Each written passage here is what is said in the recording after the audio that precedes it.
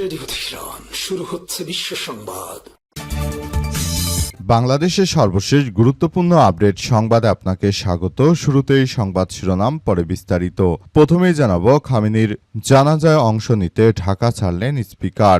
ইরানের প্রাত সর্বোচ্চ ধর্মীয় নেতা আয়াতুল্লাহ আলী খামেনির জানাজায় অংশ নিতে জাতীয় সংসদের স্পিকার হাফিজউদ্দিন আহমেদ ইরানের উদ্দেশ্যে ঢাকা ত্যাগ করেছেন। আজ ঢাকার হজরত শাহজালাল আন্তর্জাতিক বিমানবন্দর থেকে তিনি ইরানের রাজধানী তেহরানের উদ্দেশ্যে ঢাকা ত্যাগ করেন। সঙ্গে জামাতের 4 জন এমপি সদস্য রয়েছে, পাশাপাশি রয়েছে নাসির উদ্দিন পাটোয়ারি এবং আরও রয়েছে মামুনুল হকের দলের সংসদ সদস্য পীরজাদা হানজালা। এবারে জানাবো, মাওলানা আব্দুল হালিম বললেন, গণভোটের রায় বাস্তবায়নই জনগণের প্রত্যাশা পূরণ করবে।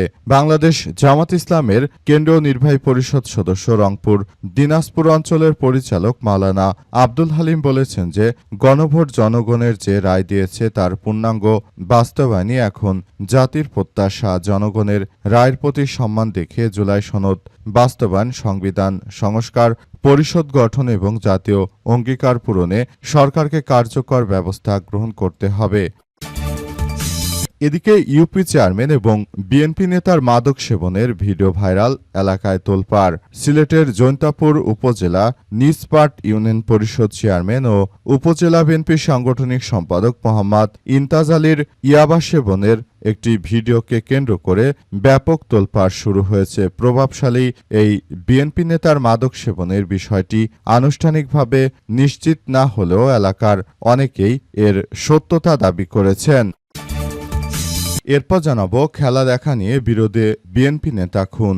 রাজধানীর আদাবরে ফুটবল বিশ্বকাপ খেলা দেখা নিয়ে কয়েকদিনের বিরোধ শেষ পর্যন্ত রূপ নিল রক্তাক্ত হামলায়। সালিশি বৈঠক শেষে বাড়ি ফেরার পথে দুর্বৃত্তদের ধারালো অস্ত্রের হামলায় গুরুতর আহত হয়েছেন নবোদয় হাউজিং ইউনিট বিএনপির সভাপতি সাদ্দাম হোসেন এবং সাধারণ সম্পাদক মোহাম্মদ বাদশা মিয়া।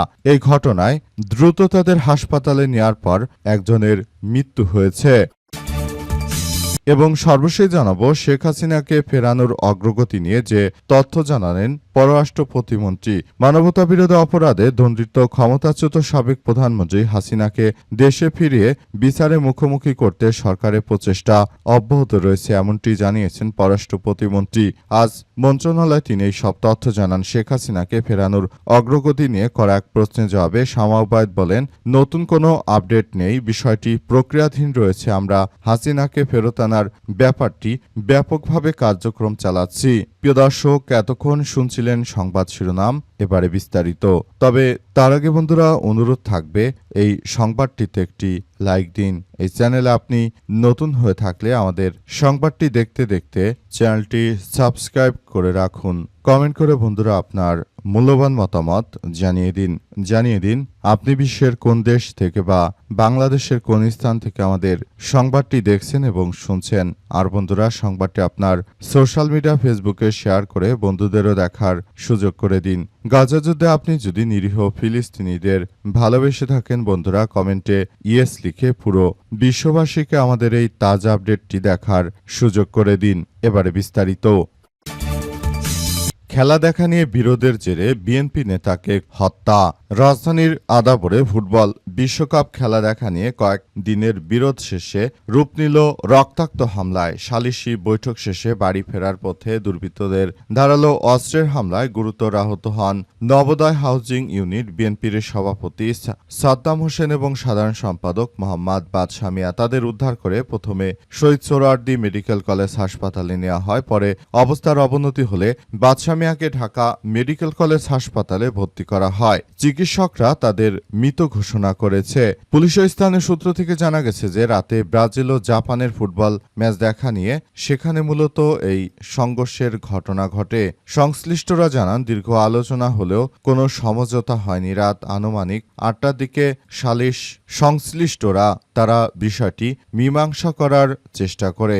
এরপরই তাদের উপর অতর্কিত হামলা চালায়। ধারালো অস্ত্রের আঘাতে তারা গুরুতর জখম হন। স্থানীয় লোকজন দ্রুত তাদের উদ্ধার করে হাসপাতালে নিয়ে যান। হাসপাতাল সূত্র থেকে জানা গেছে যে বাদশা মিয়ার শরীরে বিভিন্ন স্থানে গভীর জখম ছিল। উন্নত চিকিৎসার জন্য তাকে ঢাকা মেডিকেল কলেজ হাসপাতালে নিলে সেখানে সব চিকিৎসা ব্যর্থ হয়ে তার মৃত্যুর খবর ছড়িয়ে পড়লে হাসপাতাল ও আদাবর এলাকায় দলীয় নেতাকর্মীদের মধ্যে শোক ও ক্ষোভের সৃষ্টি হয়। তেজগাঁও বিভাগের অতিরিক্ত উপপুলিশ কমিশনার ডিসি জুয়েল রানা ঘটনার সত্যতা নিশ্চিত করে জানান যে কয়েকদিন আগে সংঘর্ষের পর উভয় পক্ষ নিজ নিজ উদ্যোগে সালিশে বসেছিল। সালিশ সমাধান না হয় বরং এই ঘটনা ঘটল।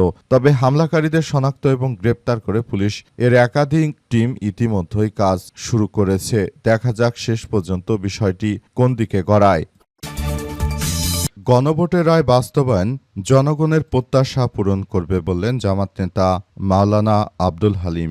বাংলাদেশ জামাত ইসলামের নেতা এবং সংসদ সদস্য আব্দুল হালিম জানিয়েছেন যে বাংলাদেশের জনগণ যে প্রত্যাশা করে সেই প্রত্যাশা অনুযায়ী রাষ্ট্র পরিচালনা করতে হবে, সে অনুযায়ী বিএনপিকে কাজ করতে হবে। তারা যদি সেই প্রত্যাশা অনুযায়ী কাজ করতে না পারে তাহলে সেটা তাদের জন্য এক ভয়াবহ কার্যক্রম শুরু হবে বলে জানান তিনি। তিনি আরও জানান, এজন্য বিএনপিকে বলতে চাই, আপনারা শুধু নিজেদের স্বার্থ নয় বরং দেশের জনগণকে প্রায়োরিটি দিয়ে তারপর কার্যক্রম চালান। যদি সেটা করতে আপনারা সম্পূর্ণ ব্যর্থ হন তাহলে বাংলাদেশের মানুষ আপনাদেরকে কোনো ছাড় দেবে না বলে জানান তিনি। তিনি আরও জানান, বাংলাদেশের মানুষ যে প্রত্যাশা নিয়ে জুলাই গণ অভ্যুত্থান করেছিল সেই গণ অভ্যুত্থান সম্পূর্ণরূপে ব্যর্থ করে দিয়েছে এই বিএনপি সরকার। তাদেরকে অবশ্যই সেসব বিষয় গুরুত্ব সহকারে বিবেচনা করতে হবে। তারা যদি জনগণের স্বপ্ন এভাবে ভঙ্গ করে দেয় তাহলে ভবিষ্যতে তারা খুব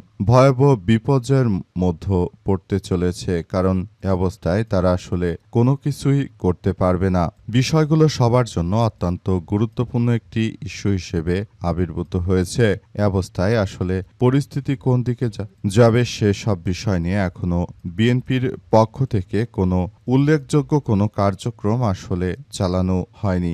জুলাই গণ অভ্যুত্থান নিয়ে তাদের কোনরূপ আগ্রহ বা কোনো বিষয়গুলো পরিলক্ষিত হচ্ছে না। মূলত এই বিষয়গুলো সামনে আসার পরই বিএনপিকে এসব কথার ইঙ্গিত দিয়েছে বাংলাদেশ জামাত ইসলামের নেতৃত্ববৃন্দরা। তারা মূলত বিএনপিকে বলতে চায় যে দেখো, দেশটাকে তোমরা এভাবে ধ্বংস করো না। কারণ জনগণ যে প্রত্যাশা নিয়ে তোমাদেরকে ভোট দিয়েছিল কিংবা তোমরা যেভাবেই হোক ক্ষমতায় এসেছো, এখন জনগণের প্রত্যাশা তোমাদেরকে পূরণ করতে হবে। তোমরা যদি জনগণের প্রত্যাশা পূরণ করতে না পারো তাহলে তোমরা হাসিনার মতো ব্যর্থতার মধ্য পড়বে এবং দেশটাকেও একটি ধ্বংসের দিকে নিয়ে যাবে। সুতরাং এখনো সময় আছে, তোমরা এসব বিষয়গুলো বিবেচনা করো এবং দেশটাকে সুন্দরভাবে গড়ে তোলার মধ্য দিয়ে এগিয়ে নিয়ে যাও, সেই প্রত্যাশা আমাদের বলে জামাতের নেতারা বিষয়গুলো নিয়ে কাজ করছে। ইউপি চেয়ারম্যান এবং বিএনপি নেতার মাদক সেবনের ভিডিও নিয়ে তোলপাড়। সিলেটের জৈন্তাপুর উপজেলায় নিসপাট ইউনিয়নের পরিষদের চেয়ারম্যান মোহাম্মদ ইমতিয়াজ আলীর মাদক সেবনের একটি ভিডিওকে কেন্দ্র করে তোলপাড় সৃষ্টি হয়েছে। প্রভাবশালী বিএনপির নেতার মাদক সেবনের বিষয়টা আনুষ্ঠানিকভাবে নিশ্চিত হওয়া গেছে। এলাকার অনেকেই এই সত্যতার দাবি করেছে, তবে ভয়ের কারণে তারা এখনো নাম প্রকাশ করছে না। বিশেষ করে তার কথিত মাদক সেবনের সঙ্গী ফয়জুল ইসলাম ফজলুর একটি ফেসবুক পোস্টকে কেন্দ্র করে এই দাবির সমর্থন হিসেবে উল্লেখ করেছে। একাধিক যোগাযোগের চেষ্টা করা হলেও চেয়ারম্যানের মোবাইল বন্ধ পাওয়া গেছে।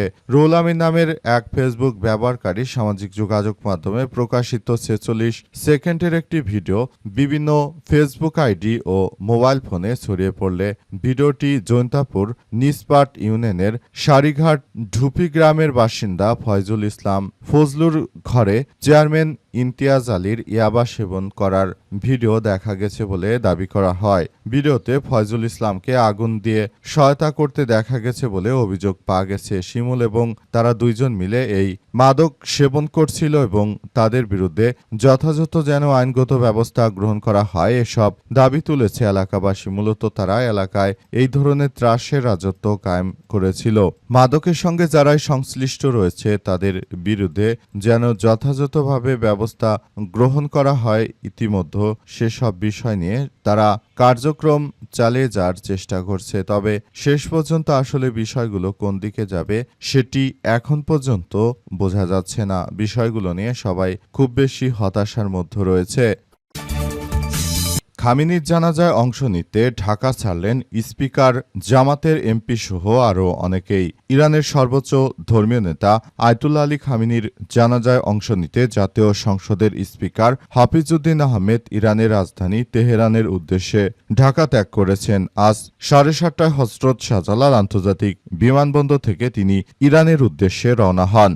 জানা গেছে, জানাজায় অংশগ্রহণ শেষে আগামী 4 জুলাই স্পিকার হাফিজউদ্দিন আহমেদ দেশে ফিরবেন। আয়াতুল্লাহ আলী খামেনি 1939 সালের 19 এপ্রিল উত্তর পূর্ব ইরানের মাশহাদে জন্মগ্রহণ করেন। চলতি বছরে 28 ফেব্রুয়ারি যুক্তরাষ্ট্র এবং ইসরায়েলের হামলায় তিনি নিহত হয়েছেন বলে প্রতিবেদনে উল্লেখ করা হয়েছে।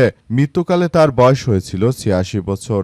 এই দখলদার সন্ত্রাসীরা তারা মূলত ইরানের সর্বোচ্চ ধর্মীয় নেতাকে হত্যার মধ্য দিয়ে তারা একটি কালো তালিকা করেছে, অর্থাৎ মুসলিমদের বিরুদ্ধে তারা যে সন্ত্রাসী কার্যক্রম চালিয়েছে সেটা আসলে কোনোভাবেই গ্রহণযোগ্য হতে পারে না। পুরো সন্ত্রাসীরা তারা আসলে সারা বিশ্বের বুকে যে কার্যক্রম শুরু করেছে সেটা কোনোভাবেই গ্রহণযোগ্য নয়। এরপর সন্ত্রাসীরা অনেক চেষ্টা করে তারা মুসলিম রাষ্ট্রগুলোর উপর যতই চাপ প্রয়োগ করুক না কেন, শেষ পর্যন্ত আসলে ইরানের কাছেই আত্মসমর্পণ করতে বাধ্য হয়েছে যুক্তরাষ্ট্রের সন্ত্রাসী ট্রাম্প। পাশাপাশি নেতানিয়াহু তার রাজনৈতিক ভবিষ্যৎকে অন্ধকারে ঠেলে দিয়েছে।